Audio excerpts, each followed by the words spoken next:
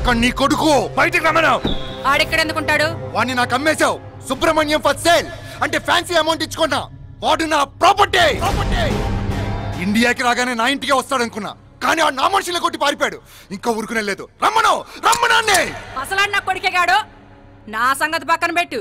నీకు జరిగిన అవమానం మర్చిపోయావా? నువ్వు చేసిన ప్రతిజ్ఞ పక్కనెట్టావా?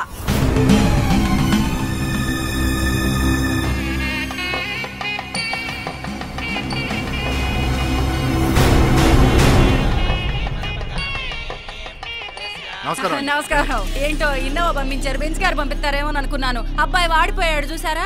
నమస్తే అన్న. ఎంత మీ బాగున్నావా? మనకి ఇట్లా మర్డర్ జరిగిందంటే ఎట్లా జరిగింది? మస్తు జరిగిందన్న. అన్న మీ కబ్జా ఎట్లా జరిగింది? 40 acres సింగిల్ బిట్.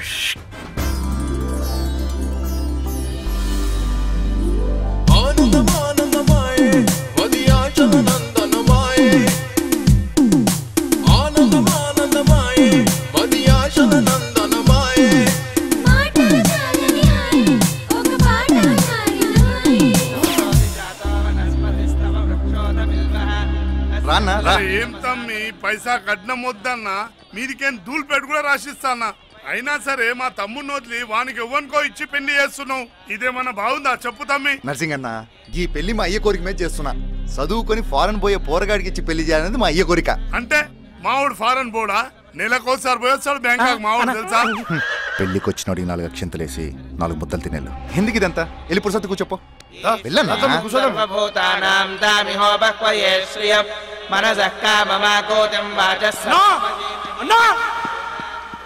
పెళ్లి కొడుకు పారిపోయాడా? అలా ఉత్తరం దొరికింది.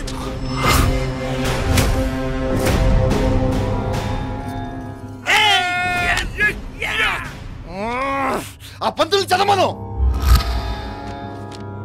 ఒరే గోవిందు! అయ్య బాబాయ్, సారీ సార్, ఇందులో అలాగే ఉంది.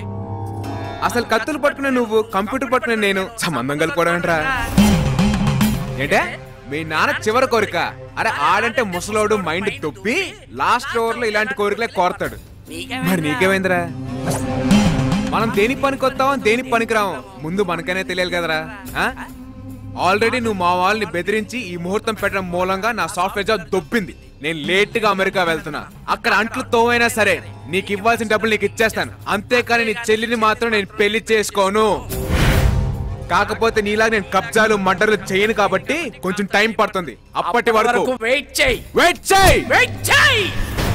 గోవిందు ఏం పర్లేదు, ఈ మండపం లాగే మావుడి ఒంట్లో కూడా ఫైర్ ఉంది. నువ్వు అను, ఇదే ముహూర్తానికి మావుడికి ఇచ్చి పెళ్లి చేస్తా.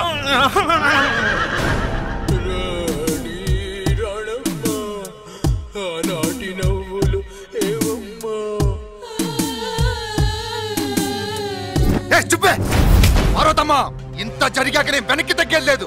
ఇప్పుడు చెప్తున్నా, పాత బస్తీ కొత్త దాసు సాక్షిగా, ధూల్పేట్ యాదన్న సాక్షిగా, ఆ సుబ్రహ్మణ్యం గాడే నా చెల్లికి మొగుడు.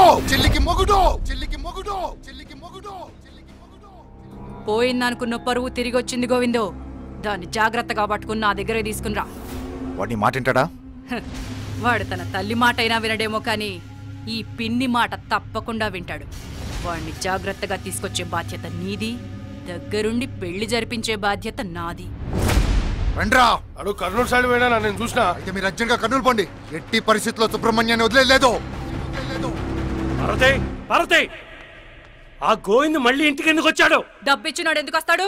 ముక్కు పిండి వసూలు చేయడానికి వచ్చాడు. వాడు నెల నెల పంపిస్తున్నాడు కదా. అవును మరి, మీ అబ్బాయి గారు పంపించిన దాంతో అప్పులు తీర్చి సంసారం గడిపి ఇంకా మిగిలితే హైటెక్ సిటీ దగ్గర వెంచర్లు సిగ్గు లేకపోతే సరే. ఇదిగా ఆడు అమెరికా నుంచి దిగాడంట. నీకు గాని ఫోన్ చేస్తే కొంపకు తగలడమని చెప్పి. ఏంటి సుబ్బు వచ్చాడా? అదే కదా మరి చెప్పేది. ఎక్కడేం రాజకార్యాలు పెడుతున్నాడో. సీత కోసం చచ్చిపోయే ధైర్యం నాకు ఉందో లేదో తెలియదు గాని సీత జోలికి వస్తే చంపేసే తెగింపు మాత్రం ఉంది.